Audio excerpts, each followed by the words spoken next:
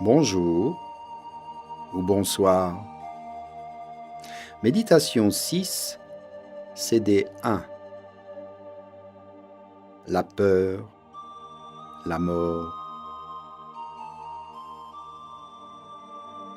Pour cette méditation, installez-vous confortablement dans un bel endroit.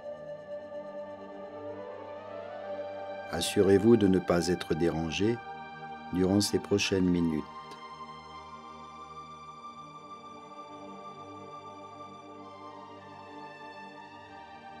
De quoi avez-vous peur? Avez-vous peur de la mort ou avez-vous peur de vivre? La mort est une certitude alors que la vie est incertaine. Alors de quoi devriez-vous avoir peur? Inspire et expire. Inspire, expire. Calme ton corps. Ralentis les battements de ton cœur. Libère ton esprit. Fais la paix dans ton corps, dans ton cœur et dans le mental. Tout est calme. Tout est silencieux. Tu entends ton souffle et le son de ma voix. Imaginez un arbre fort et puissant, un chêne au tronc large et robuste. Ses profondes racines s'enfoncent vers le centre de la terre. Il en puise toute l'énergie. Sa taille est gigantesque. Il occupe le centre d'une immense prairie remplie de fleurs de toutes les couleurs.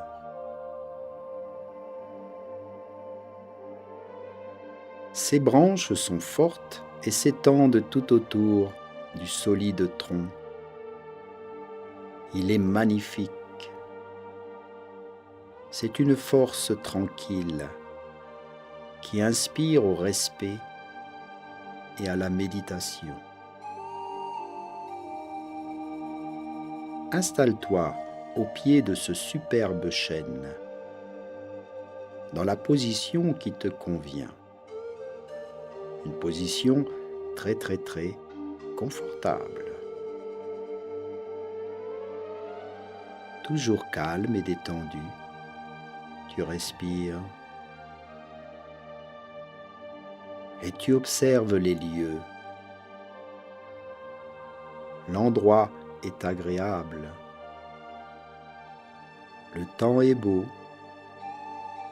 Tu ressens la chaleur et la lumière du soleil sur ton corps. C'est la fin de l'été.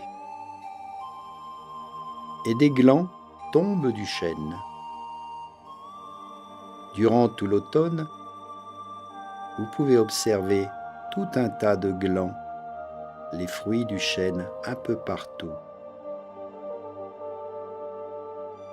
Combien de ces glands vont-ils devenir à leur tour des chênes? Ils sont de la nourriture pour bien des espèces de la nature, les oiseaux, les rongeurs, certains mammifères. Bien peu, vu le nombre que produit un seul chêne, deviendront ce qu'ils sont. Un gland ne pourra pas être autre chose qu'un chêne, si la nature le préserve de tous les dangers. Le gland a deux fonctions: devenir un chêne ou être mangé par la nature qui l'entoure. L'homme est aussi un prédateur, mais il ne pourra couper le chêne pour en faire un meuble, une maison, un bateau ou du feu que si le gland devient un arbre. Deviens ce que tu dois être, dit le sage. Selon ta nature, ta croyance, ta foi, tu deviendras ce en quoi tu crois le plus au monde. Tu es comme le gland d'un chêne. Pour devenir grand et fort, tu dois oser t'éloigner de l'arbre qui t'a fait naître. Si tu restes à ses pieds, tu n'auras jamais assez de place pour pousser et grandir. Tu n'auras pas toute la terre, le vent, l'eau et le soleil pour t'épanouir. Tu dois trouver ta place et affronter tous les dangers sur ce chemin de vie. Rien n'est facile, rien n'est gagné d'avance.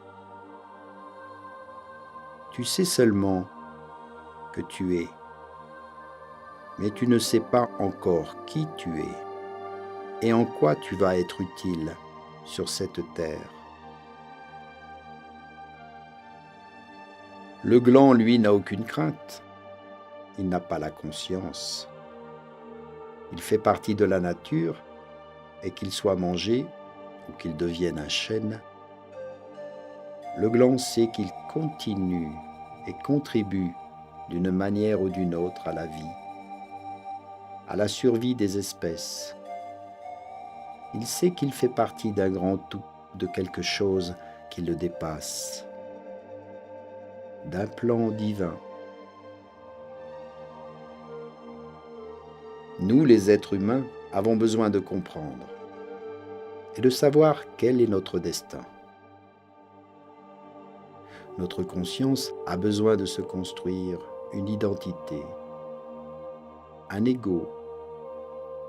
Je veux être quelqu'un. Je veux marquer mon passage sur la terre. J'ai besoin d'exister. Je suis si prétentieux que quoi que je fasse, je vivrai tout au plus 80, 90, peut-être 100 ans. Alors qu'un chêne devenu mature vivra lui 100, 500 ou 1000 ans encore et plus. Une conscience endormie ne vivra pas bien longtemps. Elle sera comme le gland de la nourriture pour les autres. Un système qui nourrit l'écosystème. Une conscience éveillée deviendra un chêne solide et puissant. Il aura la fonction de produire et de se reproduire.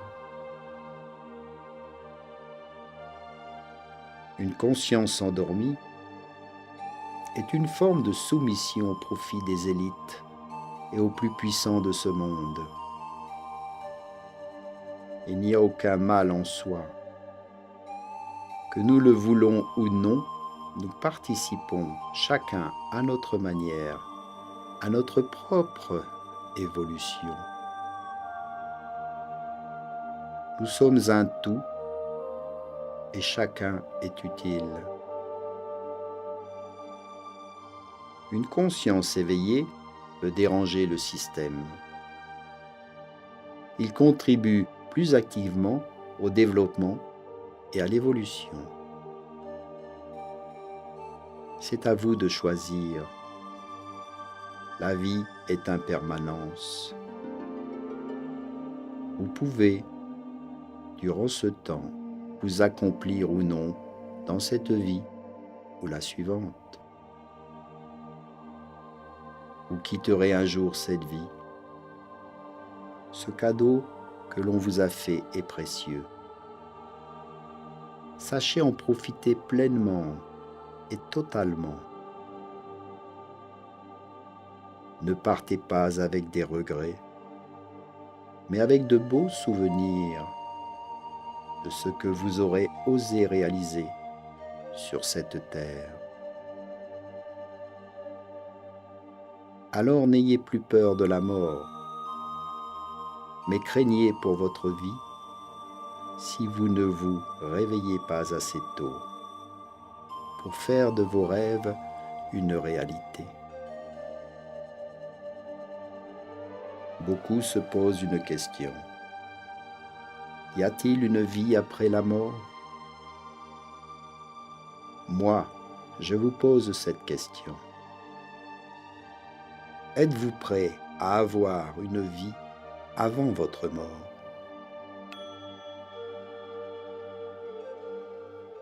Prenez-en conscience et revenez à votre souffle, à votre respiration. Reprenez le contact avec l'extérieur. Réveillez votre corps. Bougez les doigts de vos mains, les doigts de pied. Tout votre corps se réveille. Ouvrez les yeux et remerciez la vie. Namasté.